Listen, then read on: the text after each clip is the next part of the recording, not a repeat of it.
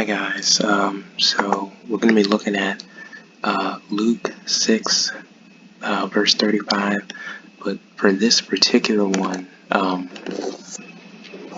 it's important that we actually look at the section, and because Jesus has a whole section where he's talking about the same thing.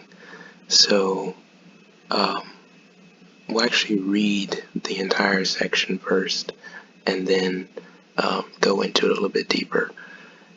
It says, "But to you who are willing to listen, I say, love your enemies, do good to those who hate you, bless those who curse you, pray for those who hurt you. If someone slaps you on one cheek, offer the other cheek also. If someone demands your coat, offer your shirt also. Give to anyone who asks, and when things are taken away from you, don't try to get them back. Do to others as you would like them to do to you. If you love only those who love you, why should you get credit for that? Even sinners love those who love them.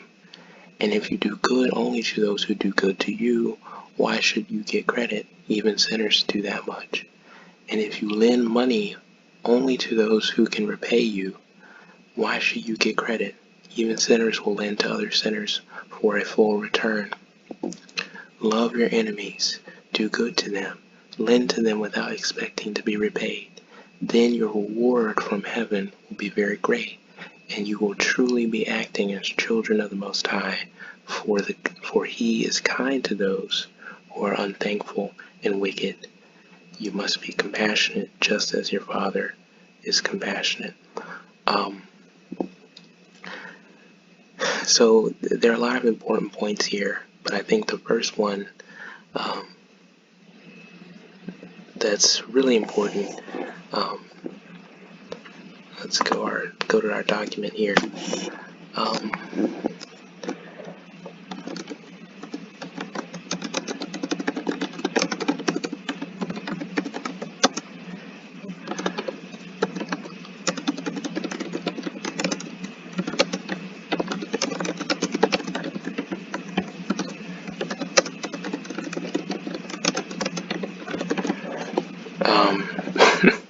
There's not really a way to make that shorter, but one of the things that you saw in that particular passage is that God was making a distinction between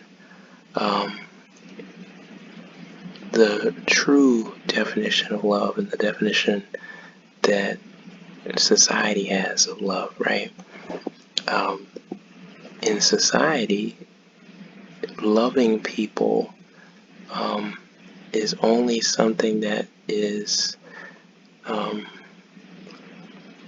necessary when you're referring to people who love you back, right? Being nice, being kind and lending, right?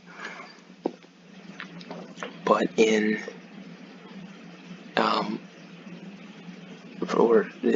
from God's perspective, that's not really the case.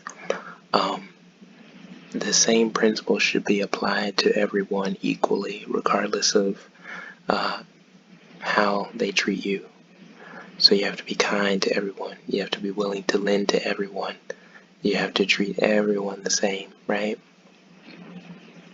So that would be the first important thing to mention here, I think. And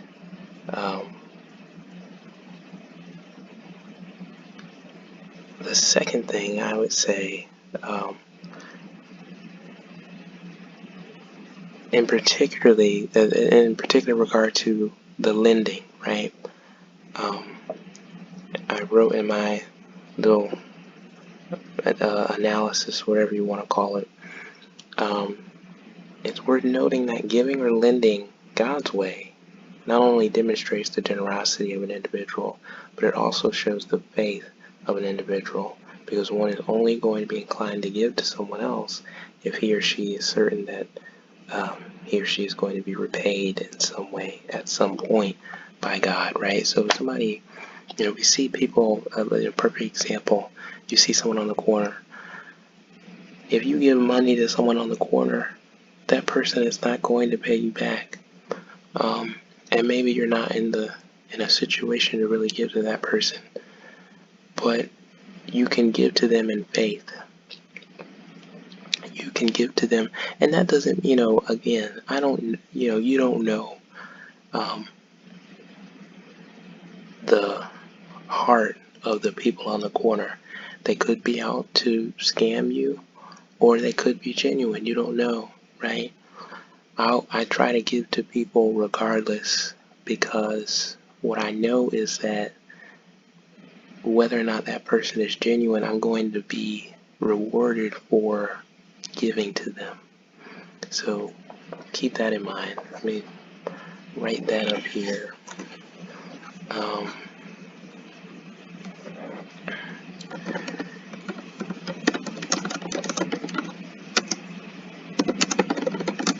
And that, and we're talking about lending.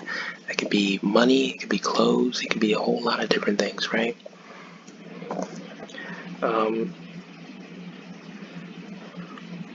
And I actually think that,